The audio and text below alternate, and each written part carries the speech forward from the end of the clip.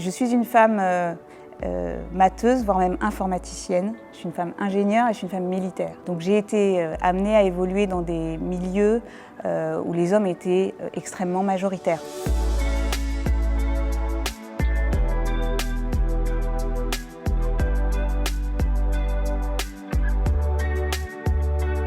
Lorsque j'étais adolescente, lycéenne, je ne me posais pas vraiment cette question d'orientation. Je savais que j'aimais les maths et j'aimais les sciences.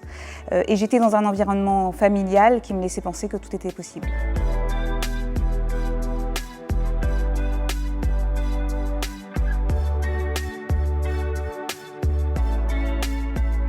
J'ai exercé toute la première partie de ma carrière au sein du ministère des Armées sur des projets technologiques et notamment sur la structuration du domaine de l'intelligence artificielle au sein du ministère des Armées. Cela m'a amenée à servir dans le cabinet auprès de Florence Parly, cabinet de la ministre, sur les sujets d'innovation et de numérique, et notamment de contribuer à la création de l'Agence pour l'innovation de défense et aussi d'un fonds d'investissement souverain pour les PME de défense. Je suis une femme matheuse, voire même informaticienne. Je suis une femme ingénieure et je suis une femme militaire. Donc j'ai été amenée à évoluer dans des milieux où les hommes étaient extrêmement majoritaires. Ces environnements non mixtes, ils sont structurellement déséquilibrés pour les femmes qui évoluent. Elles sont mécaniquement plus visibles, mais plus observées aussi et parfois plus exposées. Ça peut être porteur d'opportunités ou de menaces et de situations d'atteinte sexistes et sexuelles. J'ai eu la chance de ne pas avoir été confrontée à des atteintes graves, mais oui, évidemment, j'ai été témoin de sexisme ordinaire tout au long de ma carrière.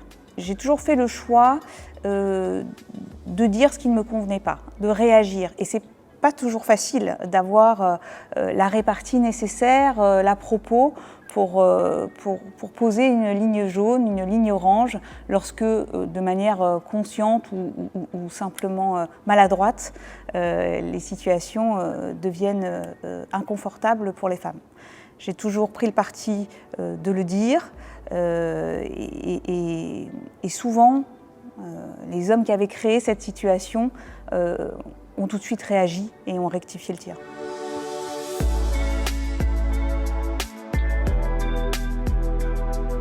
J'ai ressenti évidemment une grande fierté. J'étais très honorée de la confiance que plaçait en moi le ministre des Armées, Sébastien Lecornu. La fierté que j'ai ressentie à cette nomination, je ne pense pas l'avoir perçue très spécifiquement en tant que femme.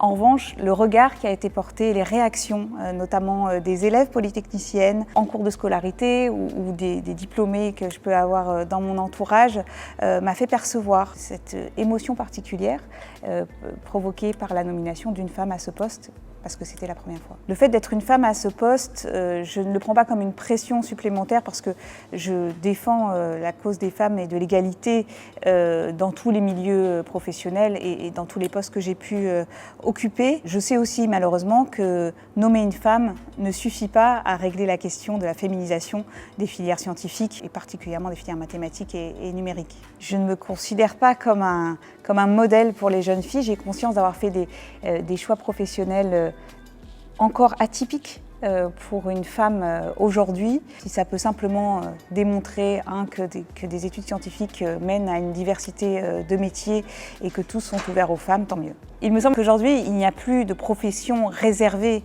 aux hommes ou de parcours d'études qui soit exclusivement masculin.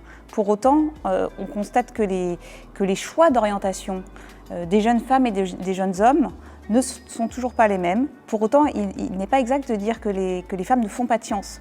Elles sont majoritaires dans les filières de sciences du vivant, elles sont extrêmement majoritaires dans les filières médicales.